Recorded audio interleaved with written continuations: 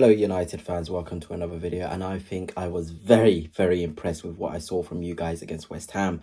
A game in which you showed intensity, structure, sort of this energy that has been missing from Manchester United in the past. It was all there. We'll be diving into the game, analysing certain performances which really impressed me. But before I begin, if you are a United fan, please hit the subscribe button.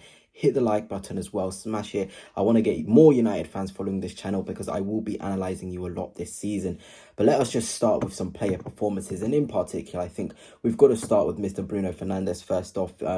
This was the first 11 lineup. I should probably go through that. Aiden Heaven at left centre half. You know, he's a player who's very much impressed me. I am an Arsenal fan and I obviously know about Aiden Haven's talents. He's a phenomenal young player with a lot of good fundamentals to be a top centre half, especially on the ball. He's quite underrated. I think today he was probably not at his best on the ball, but you can just already tell the intention is there. How he wants to approach the game is all there.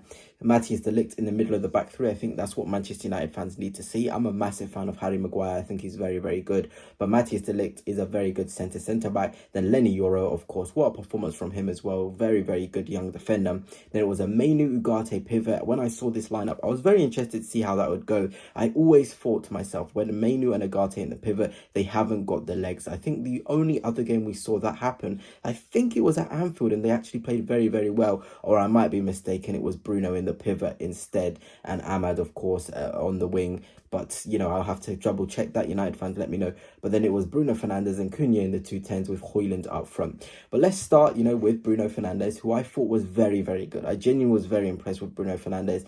You know, the intensity he showed, the captain way going forward. And there's been a lot of critics. Where is Bruno Fernandes best? Is he better higher up the pitch? Is he better in the pivot? Where is he best? I think today, again, he showed that versatility, the flexibility he has to operate in either the double pivot or in the 10. I think in the 10, you get to see more of his passing range and his pressing ability and his more potency and dynamism. I feel like that is where you're going to get the best out of Bruno Fernandes in terms of pure output. When he's deeper, obviously he can dictate play. He can play those longer balls over the top. But if you want to get the most goals and assists out of Bruno Fernandes, you have to play him in the 210s. So I think it will depend on whoever Manchester United are playing. If it's a team that is sitting back, you probably want to play Bruno Fernandes in the 210s. If it's a team that like to attack like a Liverpool, you'd probably want to play Bruno Fernandes in the sort of 210s, Fernandes deeper against lower opposition that sit back. Fernandes higher against the opposition which like to go at you, attack, and like to play a pressing style. So I think that's where we're at. But very good goal for him. The second one especially, just a typical, beautifully finished goal.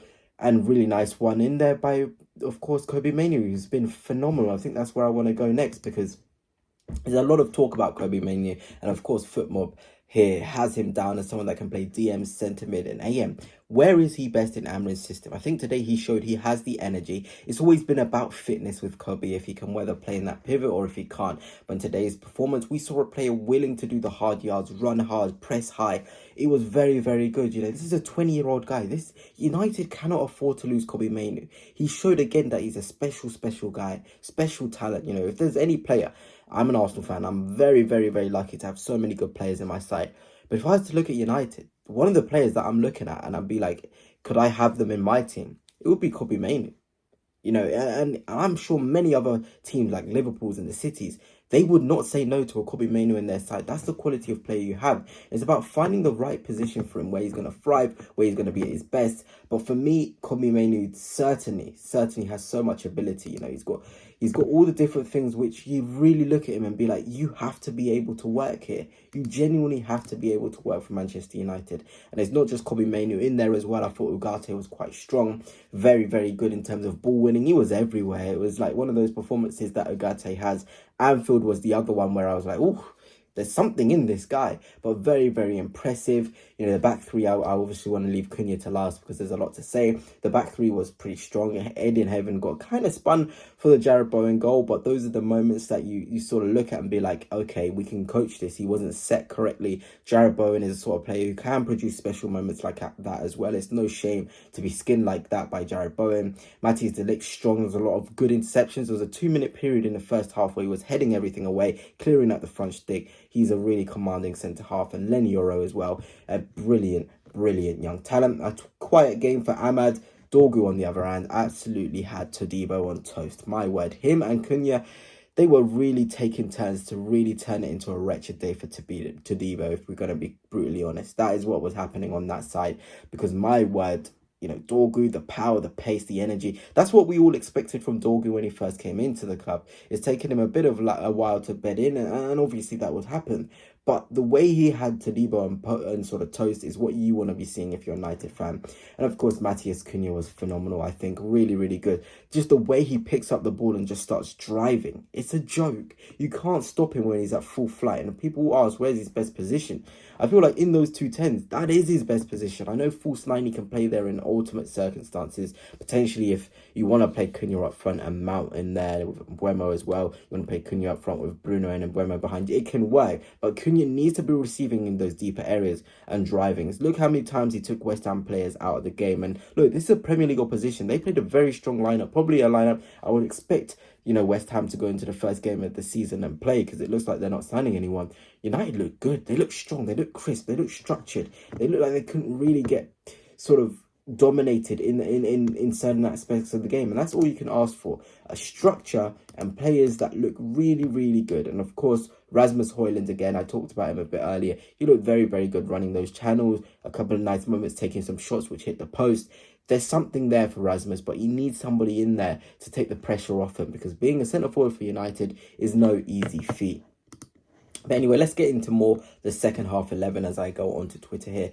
Ruben made 10 changes, 70th minute mark as we entered the final 20 minutes. We probably expected him to sort of make them at half time, but it was nice to keep the rhythm going and certain things going. There was nice moments in there from the likes of Chido Obi Martin. Obviously, I know him pretty well from Arsenal. Some nice feet. He's obviously going to be a player who will mould himself into someone very, very good in a matter of time. I genuinely believe that. You're also looking in there from Dallo, again, some nice moments. Maguire as well, some really good challenges in there from him. Casemiro's looking fit. You know, Mason Mount has a point to prove. I mean, it was only 20 minutes. You could hardly really say much about the way that these new guys that came on the pitch did. But ultimately, they didn't lose the game. They didn't completely lose control. And that's always a positive thing when you're looking at a team which is being rotated with a lot of youngsters in there. Fredrickson, you're looking at also in there Fletcher as well. These youngsters, Leon as well, somebody that's coming in a left wing back. It can be quite easy to lose the momentum and lose the sort of structure that United had that, but they still look pretty solid. They did enough to see out the game, and that is absolutely a massive, massive positive.